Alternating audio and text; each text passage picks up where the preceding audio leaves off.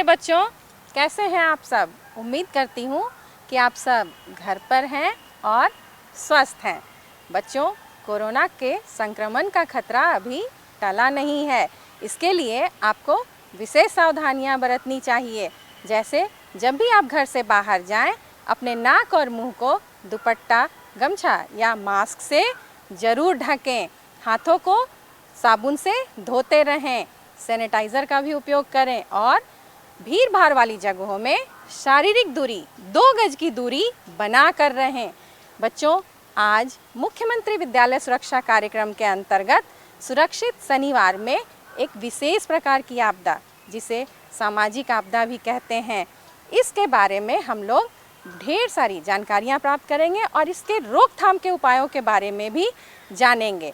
बच्चों, आज के परिवेश में बहुत सारी कुरीतियाँ जो सामाजिक आपदा का रूप ले चुकी हैं, जैसे बाल विवाह, बाल शोषण, बच्चों के साथ छेड़छाड़, ये सारी आपदाओं से के रोकथाम के बारे में आप जानकारी प्राप्त करेंगे और आपको जागरूक किया जाएगा। बच्चों, आज आपके अधिकारों के बारे में, जैसे जीने का अधिकार, सहभागिता का अधिकार, विकास का अधिकार और सुरक्षा का अधिकार, इन सभी अधिकारों के बारे में आप जानकारी प्राप्त करेंगे। बच्चों, आज का एपिसोड बहुत ही महत्वपूर्ण संदेश देने वाला है। आज के एपिसोड को बहुत ध्यान से सुनें, बिल्कुल मिस ना करें और अंत तक देखने के लिए हमारे साथ बने रहें।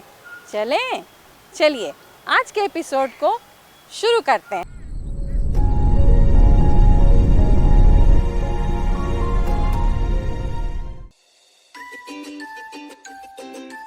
अरे मुनिया, स्कूल में बच्चों को आपस में कोरोना वायरस के संक्रमण को रोकने के लिए जो सावधानियां रखनी है, उसके बारे में क्या बताओगी? मैं अपने साथ पढ़ने वाले स्कूल के सभी बच्चों को ये बताऊंगी। हम सबको स्कूल में आते समय अपने मुंह पर मास्क लगा के रखना है या कपड़ा बांध के रखना है। दूसरा ये कि प्रार्थना के समय, क्लासरूम में और मैदान में खेलते समय आपस में कम से कम 1 मीटर की दूरी जरूर बनाकर रखनी है। और क्या? भूल गई, मैं बताता हूँ। लंच ब्रेक के समय, पानी पीते जाते समय और छुट्टी के समय पर भी आपस में कम से कम 1 मीटर की दूरी बनाकर रखनी है। और क्या क्या बताओगी? ये भी बताऊंगी कि हम सबको बार बार अच्छी तरह से साबुन और पानी से 40 सेकंड तक हाथ धोना है। और हाँ, एक बात और बताऊंगी कि खांसते या छींकते समय हमें इस बात का विशेष ध्यान रखना है कि हमारा मास्क चेहरे पर अच्छी तरह से लगा हो। और सभी को ध्यान रखना पड़ेगा कि खांसते और छींकते समय मुंह से जो लार की बूंदें निकलती हैं, वो किसी सतह पर या किसी दूसरे बच्चे के ऊपर ना गिरे।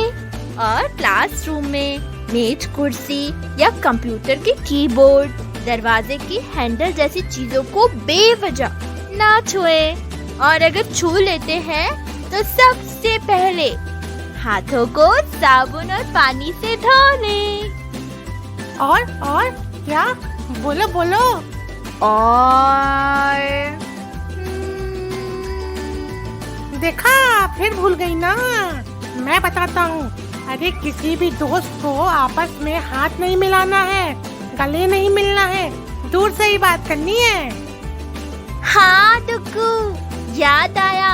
अगर किसी को सर्दी, खांसी, जुकाम या बुखार है तो स्कूल नहीं आना है और डॉक्टर से सलाह लेकर ही दवा लेनी है। और इसके अलावा रेडियो और टीवी पर स्कूली बच्चों के लिए मीना की दुनिया, आधा फुल और गली गली सिम सिम जैसे मनोरंजक और शिक्षाप्रद कार्यक्रम भी आते हैं। स्कूल से आकर इन्हें भी तो देखना और सुनना नहीं भूलना है। इन सब बातों का ध्यान रखेंगे और सभी को बताएंगे। मिलजुल कर कोरोना को हराएंगे और बन जाएंगे कोरोना चैंपियन। मास्क का उपयोग बढ़ाएं, कोरोना वायरस को फैलने से बचाएं। साथियों, कोरोना वायरस के संक्रमण से बचने के लिए मास्क लगाना बहुत जरूरी है। यदि आपके पास बाजार में मिलने वाला मास्क नहीं है तो घर पर बने कपड़े के मास्क जिन्हें धोया जा सकता है उसका उपयोग करें। जब भी आप घर से बाहर जाएं, तो हर हाल में मास्क या सूती कपड़े जैसे गमछे या दुपट्टे से अपना मुंह और नाक ढक कर रखें। किसी दूसरे के द्वारा प्रयोग किए गए मास्क या सूती कपड़े का उपयोग कभी न करें। घर पर बने कपड़े के मास्क को साबुन और गर्म पानी से धोएं और उसे धूप में सुखाएं। यदि किसी को खांसी, बुखार या सांस लेने में तकलीफ जैसे लक्षण हैं या अधिक जानकारी चाहिए तो अपने नजदीकी सरकारी अस्पताल या सरकार के टोल फ्री नंबर 104 या 1075 पर संपर्क करें। बिहार सरकार और यूनिसेफ द्वारा जनहित में जारी। बाल अधिकार, चाइल्ड राइट्स। इस मॉड्यूल में हम बाल अधिकारों के विषय की जानकारी प्राप्त करेंगे। बचपन का खेलकूद व कहानियाँ बच्चों को जीवन भर शिक्षा देती हैं, हर परिस्थिति से लड़ने और निपटने की ताकत देती हैं। बच्चे के स्वभाव, विचार, संस्कार तथा उनका स्वास्थ्य काफ़ी हद तक उनके बचपन पर ही निर्भर करता है। बचपन की अच्छी परवरिश बच्चों का सही मायने में शारीरिक तथा मानसिक विकास करता है। इसलिए हर बच्चे को एक खुशनुमा बचपन मिले, यह बेहद ज़रूरी है।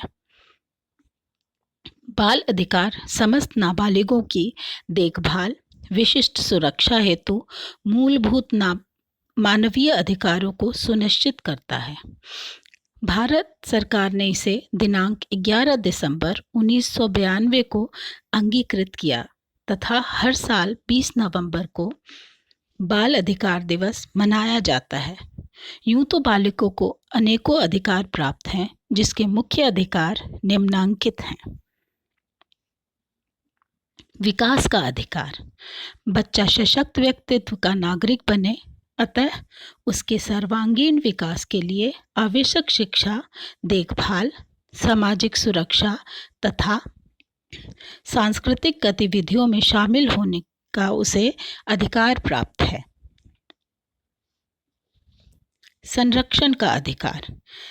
बच्चे ज़्यादा संवेदनशील होते हैं, उन्हें दुनियादारी, अच्छे बुरे तथा सही गलत की पहचान नहीं होती, अतः उन्हें सुरक्षा व संरक्षण की आवश्यकता होती है। इसके अंतर्गत शोषण, दुर्व्यवहार, अमानवीय या अपमानजनक व्यवहार, उपेक्षा तथा विशेष संरक्षण का अधिकार उन्हें प्राप्त है। सहभागिता का अधिकार। बच्चों में अनेक जिज्ञासाएं होती हैं, वे स्वयं को अभिव्यक्त करना चाहते हैं, स्वतंत्र रूप से कुछ करना चाहते हैं, अहम बातचीत और निर्णय में शामिल होना चाहते हैं। अतः प्रत्येक बच्चे को स्वयं से जुड़े हर मुद्दे पर अपनी बात भयमुक्त रूप से कहने का अधिकार है। शिक्षा का अधिकार। शिक्षा एक मजबूत माध्यम है जिसके द्वारा बच्चों का सर्वांगीण विकास संभव है। अतः बच्चों के लिए निःशुल्क एवं अनिवार्य शिक्षा का अधिकार है। इसलिए प्रत्येक माता पिता और अभिभावक का दायित्व है कि 6 से 14 वर्ष की आयु के बच्चों को प्राथमिक शिक्षा के लिए विद्यालय में प्रवेश दिलवाएं। राज्य सरकार का दायित्व। यह राज्य सरकार का दायित्व है कि वह प्रत्येक बच्चे के प्रवेश, उपस्थिति व उनकी प्राथमिक शिक्षा की पूर्णता को सुनिश्चित करें और उनकी निगरानी करें तथा प्रत्येक बच्चे को शिक्षा का भयमुक्त, भेदभाव रहित समान अवसर प्रदान किया जाए। बच्चों की उपेक्षा, क्रूरता तथा शोषण के विरुद्ध सुरक्षा का अधिकार। यह बच्चों का अधिकार है कि 14 वर्ष से कम उम्र का कोई भी बच्चा किसी फैक्ट्री या खदान में काम करने के लिए नियुक्त नहीं किया जा सकता है और ना ही किसी अन्य खतरनाक उद्योग में नियुक्त किया जा सकता है। मानसिक तथा शारीरिक रूप से दिव्यांग बच्चों को विशेष उपचार, देखरेख तथा शिक्षा का अधिकार है। लैंगिक अपराधों से बालकों के संरक्षण अधिनियम 2012। यह अधिनियम बहला फुसलाकर यौन प्रयोजन के लिए की गई मानवीय तस्करी से निपटने के लिए है। यह लैंगिक रूप से निष्पक्ष है तथा 18 वर्ष से कम आयु के सभी बच्चों को समाहित करता है।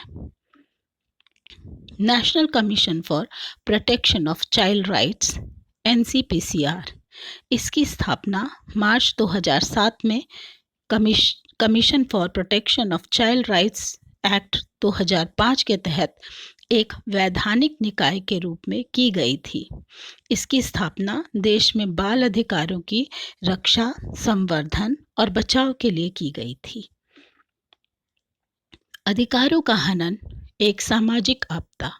बाल अधिकार तथा national commission for protection of child rights NCPCR को आए हुए वर्षों गुजर चुके हैं, लेकिन बाल अधिकार का हनन इस स्तर पे हुआ है कि आज के समाज का यह ज्वलंत मुद्दा एक बहुत बड़े सामाजिक आपदा का रूप धारण कर चुका है।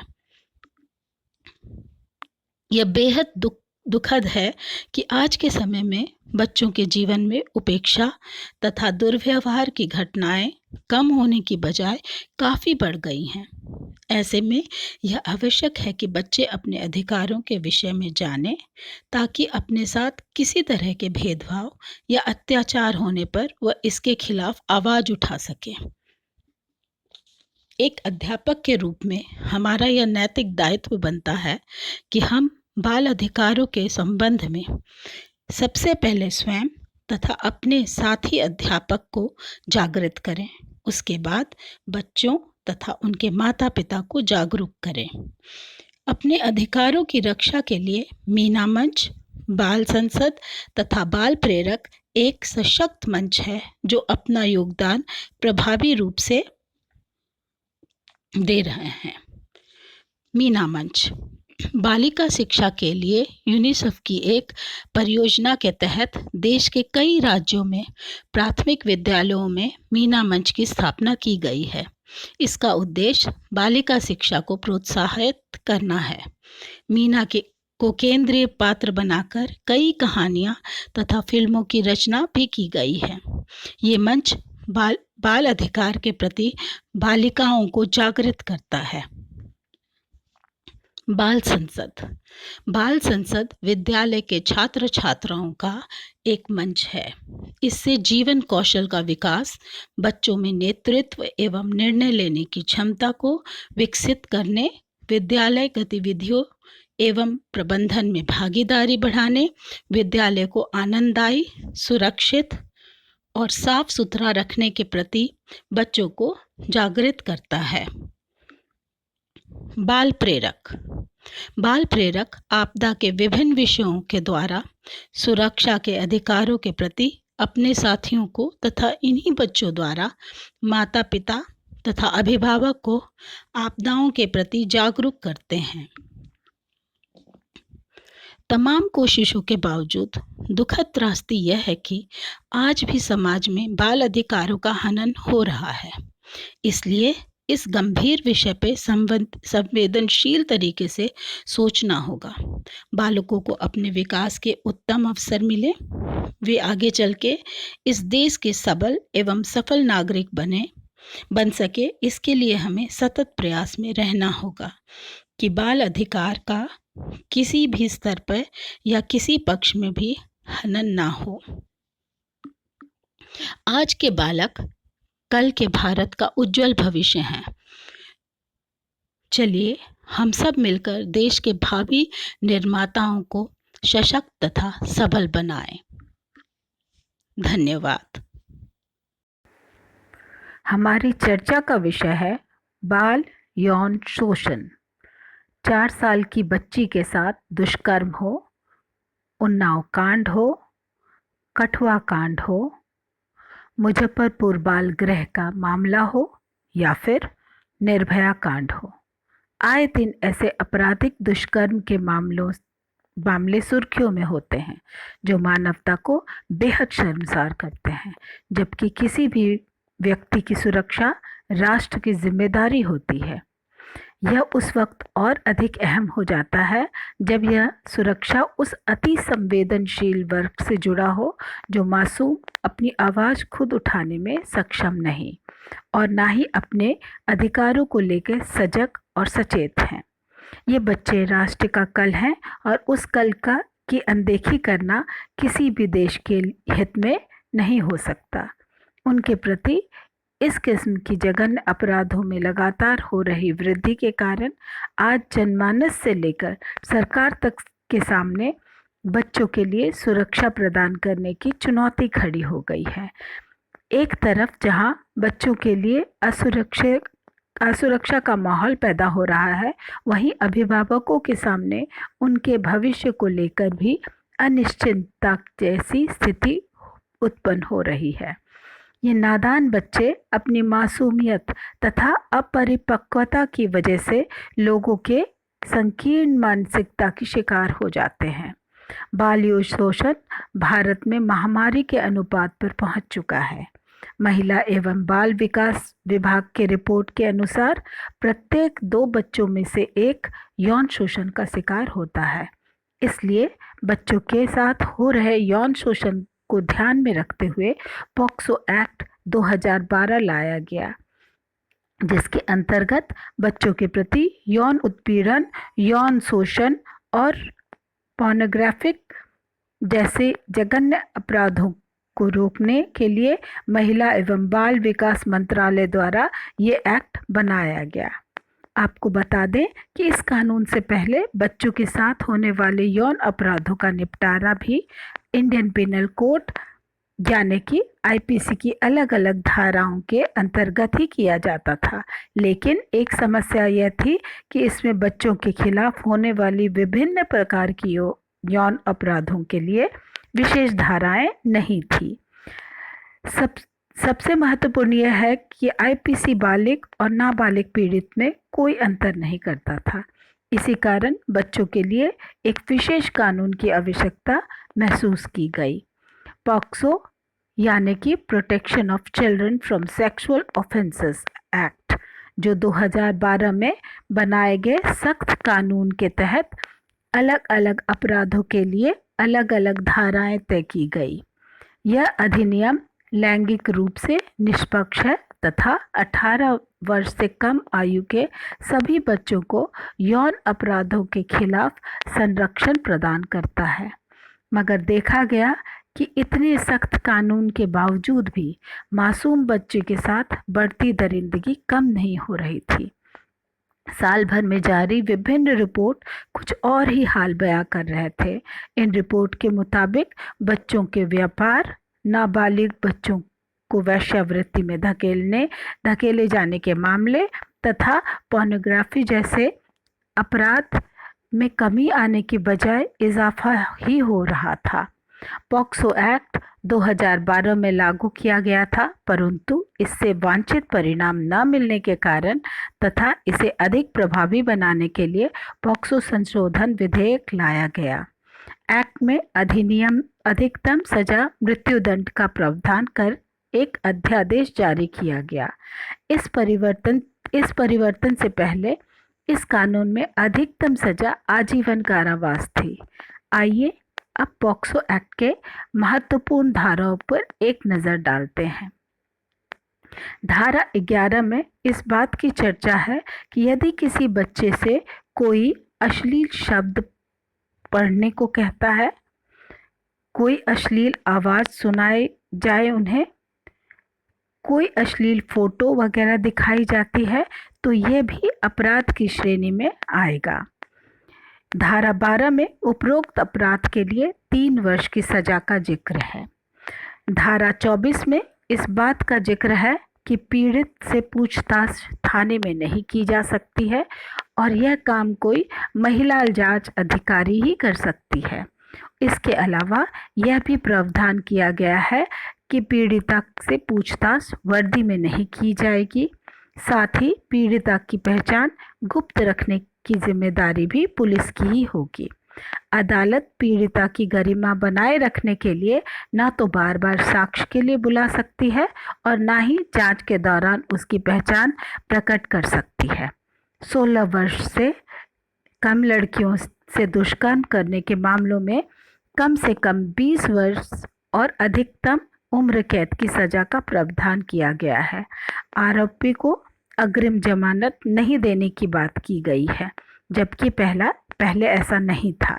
इसके अलावा मामले की जांच और ट्रायल को 2 महीने के अंदर खत्म कर देने की बात की गई है, जबकि अनिवार्य रूप से 6 महीने में केस के निपटारे का प्रावधान किया गया है। सोशल मीडिया और इंटरनेट की वजह से भी बाल सुरक्षा गंभीर रूप से प्रभावित हो रहा है। चाइल्ड पोर्नोग्राफी, साइबर पोर्नोग्राफी के मामले जो सेक्सुअल असॉल्ट के कारण बनते हैं, उनके लिए कठोर मानक निर्धारित किए गए हैं।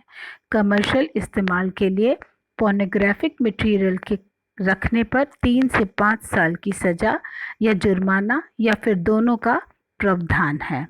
इन पदार्थों के बारे में रिपोर्ट ना करना, नष्ट करना या प्रसार करना अब अपराध माना गया है। इसके साथ देश भर में ऐसे जिलों में जहां पॉक्सो एक्ट के तहत 100 से ज़्यादा मामले लंबित हैं, वहां माननीय सर्वोच्च न्यायालय के स्पेशल पॉक्सो कोर्ट बनाने का निर्देश है, जो केंद्र सरकार द्वारा वित्त पोषित होंगे। इसका मकसद लंबित मामलों का तीव्र निपटारा करके न्याय सुनिश्चित कराना है। जैसे कि हम जानते हैं कि 12 वर्ष से कम उम्र के बच्चों के साथ दुष्कर्म करने पर मौत की सज़ा का प्रावधान किया गया है। छोटे बच्चों के साथ लगातार दुष्कर्म के बढ़ रहे मामले के कारण सरकार ने फांसी जैसी सज़ा तक का प्रावधान किया है। दरअसल अपराध की गंभीरता को देखते हुए फांसी की सज़ा का फैसला स्वागत योग्य है तो है, लेकिन देश में कानून के बढ़ते हुए दुरुपयोग के मामले को देखते हुए एक प्रकार का डर भी पैदा करता है। इस बात की भी आशंका है कि एक निर्दोष व्यक्ति भी इस कानून का शिकार हो सकता है और यकीनन यह कानून की मूल संकल्पना के खिलाफ होगा। यह एक शोध का विषय है कि कानून के प्रावधान सख्त कर देने से दुष्कर्म के मामले खत्म हो जाएंगे या नहीं। अगर मामलों में कमी के संकेत मिलते हैं, तभी इस प्रावधान की प्रासंगिकता बनी रह सकेगी। राष्ट्रीय अपराध रिकॉर्ड ब्यूरो के रिकॉर्ड के मुताबिक जो आंकड़े सामने आ रहे हैं, उसके मुताबिक दुष्कर्म के मामलों में काफ़ी इजाफा हुआ है। लिहाजा कानून की गंभीरता अपराध को रोकने में नाकामयाब साबित हो रही है। इसके अलावा जिस समस्या पर ध्यान देने की ज़रूरत है वो ये कि दुष्कर्म और हत्या के लिए यदि एक ही सज़ा का प्रावधान हो तो इस बात का भी डर है कि अपराधी पीड़िता की जान लेने की भरसक कोशिश करेंगे। लिहाजा पीड़िता की जान जाने का खतरा बढ़ जाएगा।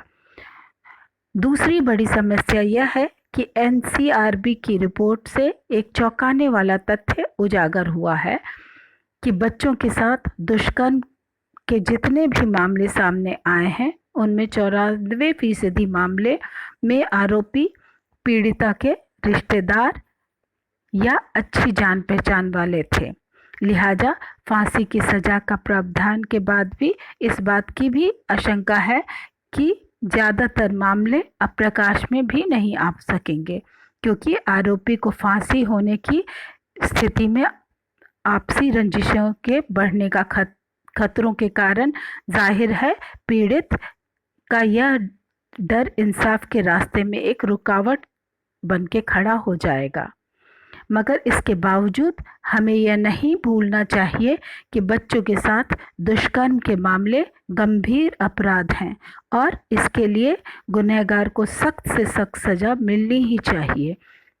अगर विभिन्न प्रकार का डर इंसाफ के रास्ते में रुकावट बने तो ज़रूरी है कि हम अन्य ठोस विकल्पों के बारे में सोचें, लेकिन किसी प्रकार के आशंकाओं की वजह से आरोपियों को रियायत देने भी उस पीड़िता के साथ नाइंसाफ़ी होगी जिसे समाज में एक गरिमामय जीवन जीने का पूरा अधिकार है। कुछ असामाजिक तत्व उनसे ये अधिकार छीन लेते हैं। गौर करने की बात यह है कि ज़मीनी तौर पर कानून का लचरपन ही हमारी सिस्टम की सबसे बड़ी समस्या है। अक्सर कानून का प्रावधान सिर्फ कागजों में ही धूल फांकते रह जाता है और इंसाफ दूर की कौड़ी साबित होती है। एनसीआरबी की माने तो पॉक्सो एक्ट के तहत केवल 18% मामले ही पीड़ित को इंसाफ मिलता है और जबकि दुष्कर्म में कई मामलों में महज 30% ही गुनहगार को सजा मिलती है। जाहिर है यही लचर क्रियान्वयन पॉक्सो एक्ट में संशोधन के लिए भी जिम्मेदार है। निम्न स्तर के पुलिसिया कार्रवाई और अदालत की जटिल लंबी प्रक्रिया न केवल पीड़ित के हौसले को तोड़ देती है बल्कि दशकों तक दूसरे के मन में एक प्रकार का डर भी पैदा कर देती है। यहाँ यह सवाल उठता है कि आज़ादी के 70 साल बाद भी हमारा सिस्टम पीड़ित व्यक्ति को न्याय दिलाने में सक्षम नहीं हो पाया है।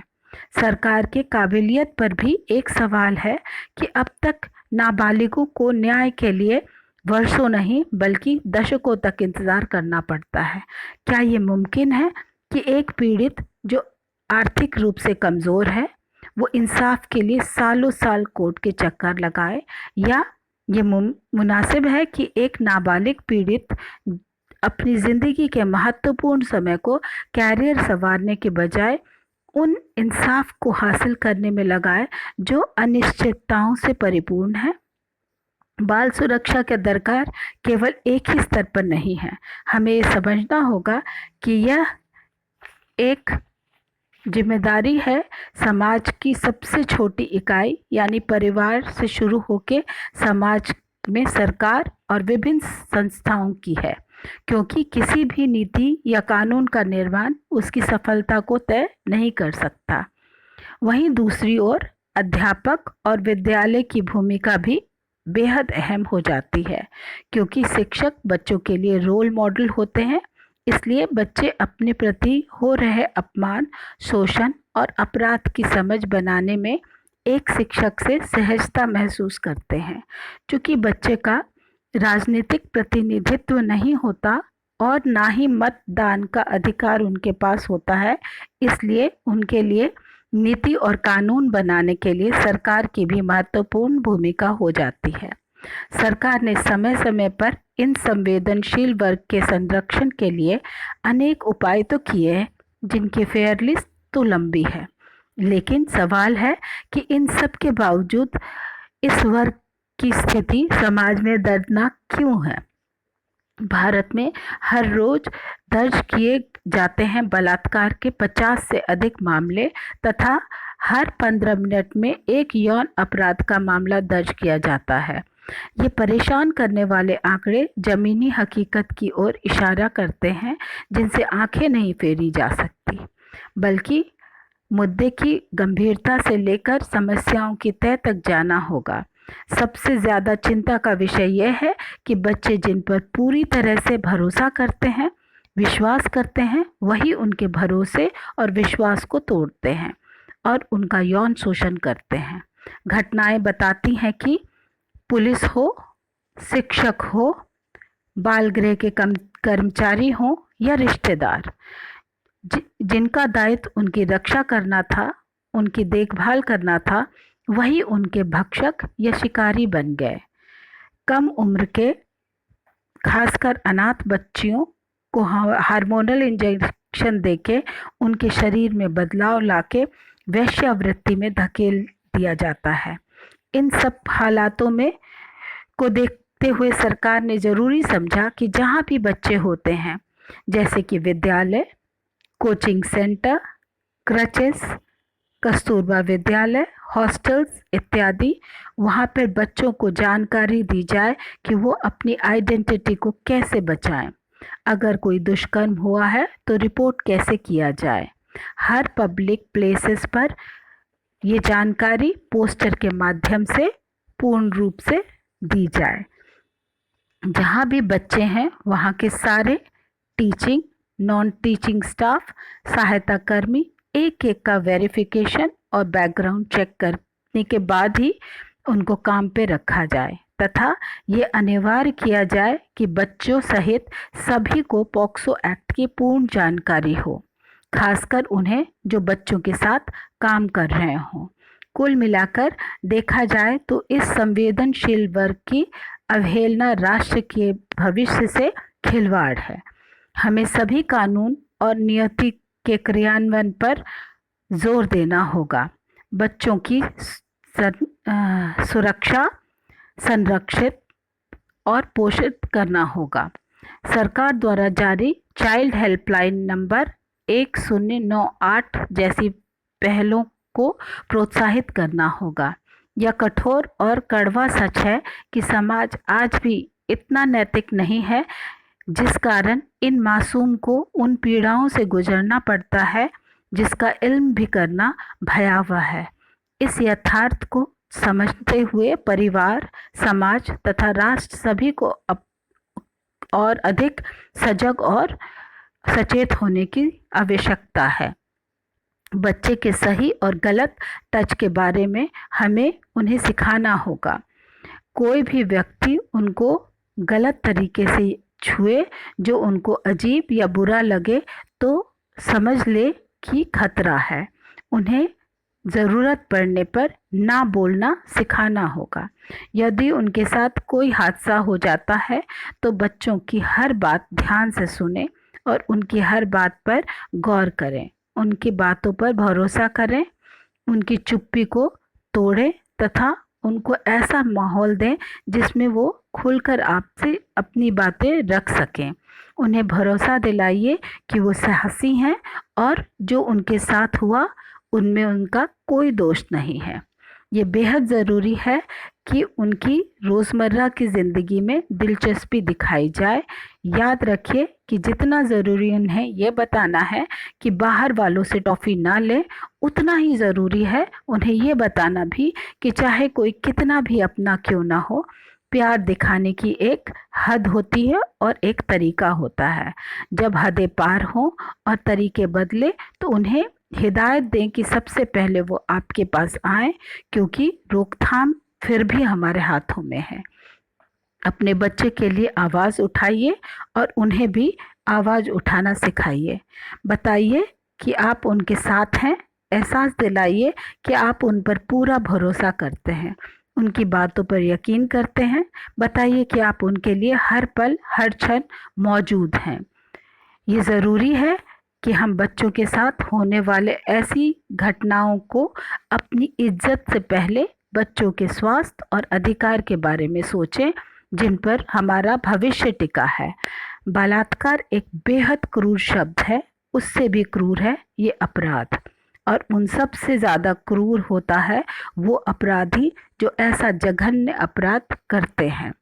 आइए हम अपने बच्चों को ऐसे अपराधियों से सुरक्षित करें, उनके जीवन को खुशहाल बनाएं। धन्यवाद। की चर्चा का विषय है बाल विवाह। अभी खेलने के दिन मेरे, हुआ न बचपन पूरा है। कच्ची कली थी बगिया की, बचपन अभी अधूरा है। अभी वृद्ध की बेल हूँ, थोड़ी सी बढ़ जाने दो।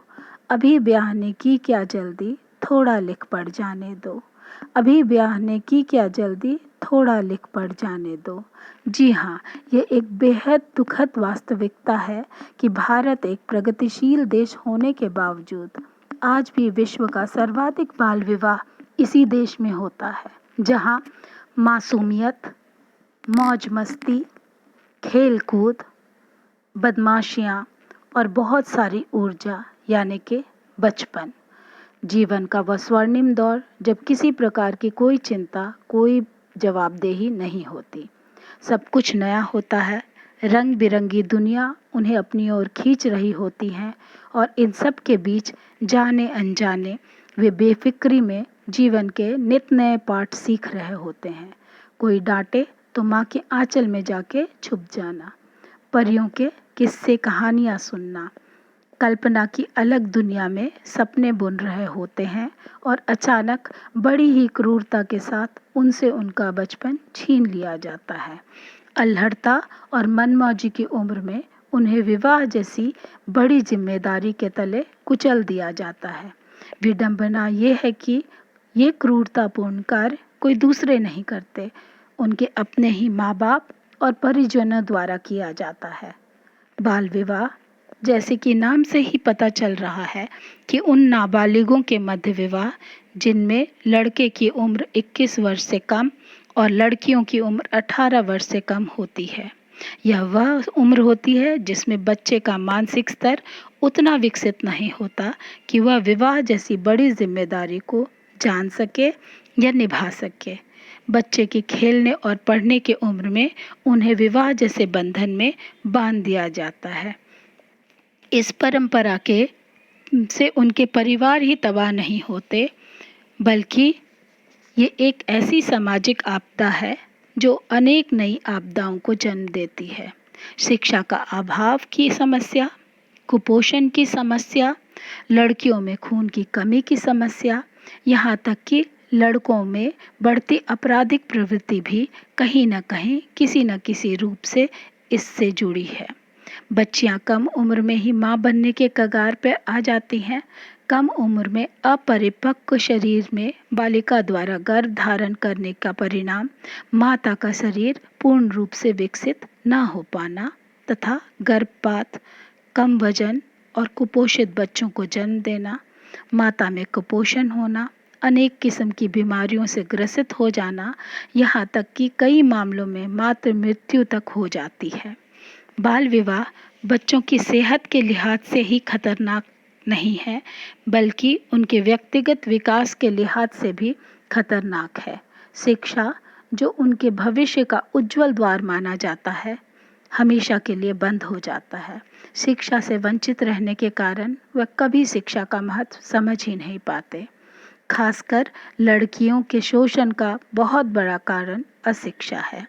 बाल विवाह जैसी सामाजिक आपदाओं का मुख्य कारण सोच की संकीर्णता, अंधविश्वास, जागरूकता की कमी, निम्न आर्थिक स्थिति तथा सकारात्मक सोच की कमी है।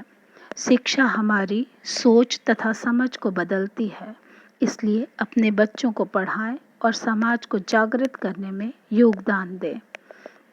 जिस उम्र में बच्चों को अपने स्कूल में रहना चाहिए या फिर खेल के मैदान में होना चाहिए, उस उम्र में वे बेहद तनाव भरा जीवन, चिंता तथा अपनी उम्र से कहीं बड़ी जिम्मेदारी निभाने में उनकी मासूमियत और बचपना कहीं खो जाता है और वे कभी लौट कर नहीं आता। वे अपनी उम्र से कई गुना बड़े दिखने लगते हैं। जिनकी गुड़िया से खेलने की उम्र अभी गई भी नहीं होती, वे अपने बच्चों को संभाल रही होती हैं। एक चॉकलेट पे मचलने वाली बच्ची का बचपना बाल विवाह की भेंट चढ़ जाता है। बाल विवाह की परंपरा कहें या माँ बाप की सोच, जो अपने बच्चों का भला करने या बेहतर भविष्य बनाने के चक्कर में उनके जीवन को उजाड़ देते हैं। बच्चों को ऐसे बंधन में बांध देते हैं जिनकी उन्हें समझ तक नहीं होती।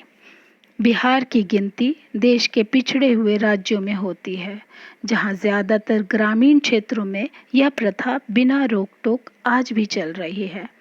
बहु आपदा प्रदेश होने के कारण ये राज्य हर साल बाढ़, भूकंप तथा सूखे जैसे अनेक आपदाओं की मार झेलता है और इन आपदाओं से सर्वाधिक गरीब तबके के लोग प्रभावित होते हैं, जो अपनी निम्न आर्थिक स्थितियों के कारण इस प्रथा को स्वीकार करने के लिए विवश हैं।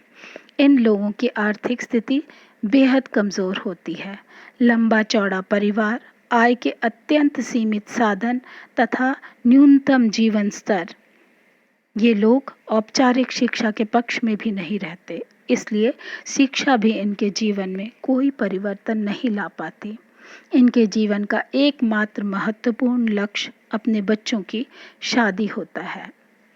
माता पिता खर्च बचाने के लिए अपनी बेटी की कम उम्र में विवाह करके समझते हैं कि इससे उनका जीवन सुखद हो जाएगा, जबकि वे ये भूल जाते हैं कि कम उम्र की ये बच्चियां नए जीवन के लिए परिपक्व नहीं हैं।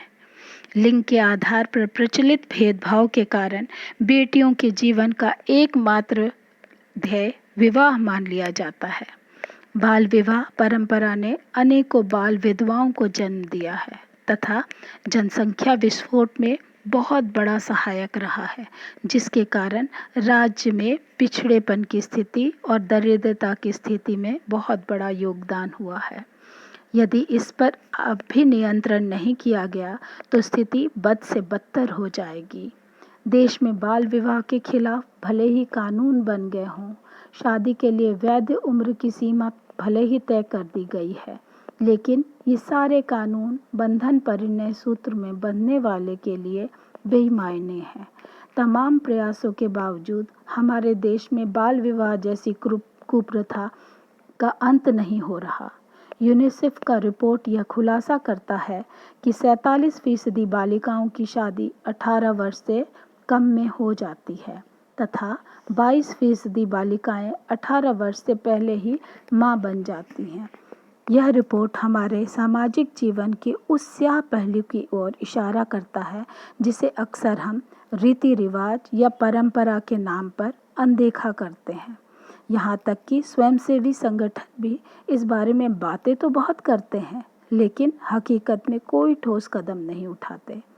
सरकार ने कानून तो बना दिया है, लेकिन हकीकत ये है कि कई गांवों में ये कानून बना ही टूटने के लिए है। प्रशासन को सपना तो नहीं आएगा कि कहाँ बाल विवाह हो रहा है। वो तभी कार्रवाई करते हैं जब ठोस सूचना मिलती है, लेकिन जहाँ पूरा गांव ही बाल विवाह का पक्षधर हो, तब कौन किसकी शिकायत करेगा। बाल विवाह को रोकने के लिए सरकार ने बाल विवाह निषेध अधिनियम कानून पास किया है, जिसके तहत लड़के और लड़की के मध्य विवाह के लिए एक निर्धारित उम्र तय की गई है। ये अधिनियम शारदा अधिनियम के नाम से भी जाना जाता है। यदि इससे कम उम्र में विवाह होती है तो विवाह करवाने वाले या करवाने में मदद करने वाले पंडित, बाराती, ऐसे विवाह में शामिल होने वाले अतिथि, यहाँ तक कि हलवाई को भी दंडित किए जाने का प्रावधान है। यह दंड कारावास या जुर्माना या दोनों हो सकता है। बाल विवाह एक सामाजिक आपदा है जिसके खात्मे या निवारण के लिए समाज को ही आगे आना होगा। सिर्फ सरकारी कानून या योजनाओं से इसका खात्मा मुश्किल है। विश्व का 1/3 बाल विवाह भारत में होता है, जिसमें बिहार में 64% बच्चियों की शादी 18 वर्ष से कम उम्र में हो जाती है। ये बालिकाएं स्वाभाविक विकास में बाधा उत्पन्न कर रही है। उन्हें आगे बढ़ने का समुचित अवसर नहीं मिल पाता और एक अभिशाप के रूप में बच्चों का भविष्य खतरे में डाल रहा है। जरूरी है कि बच्चों को इस अनैतिक अपराध से सुरक्षित किया जा सके। ग्राम पंचायत, जो सरकारी तथा सामाजिक दोनों इकाई के रूप में यदि अपना दायित्व पूर्ण रूप से तथा सख्ती से इसकी रोकथाम में लगा दे तो काफ़ी सहायक हो सकता है। अगर हर पंचायत सोच ले कि वो अपने इलाके में इस सामाजिक आपदा को नहीं पनपने देंगे, विद्यालयों में तथा आसपास में अनेकों तरह की जागरूकता अभियान चलाकर, जैसे कि नुक्कड़ नाटक, चित्रकला प्रदर्शनी, कविता लेखन तथा भाषण द्वारा लोगों की मानसिकता में बदलाव लाएं और इस सामाजिक आपदा से बच्चों को बचाया जा सकता है। आइए हम सब मिलकर एकजुट होकर बाल विवाह मुक्त बिहार बनाएं। धन्यवाद।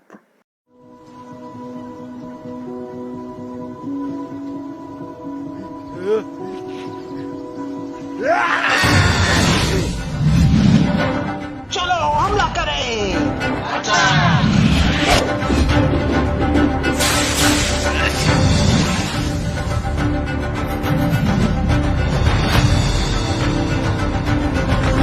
वो देखो, 2 लड़के। ना मास्क है ना सोशल डिस्टेंसिंग। चलो हमला करें।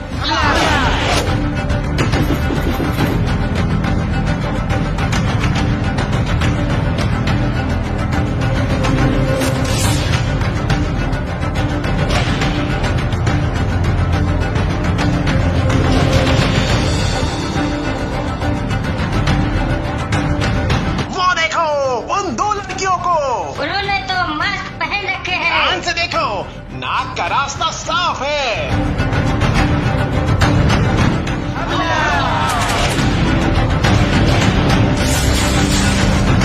चलो इसका शिकार करते हैं। अरे ये तो मास्क में फंस गए। बचाओ।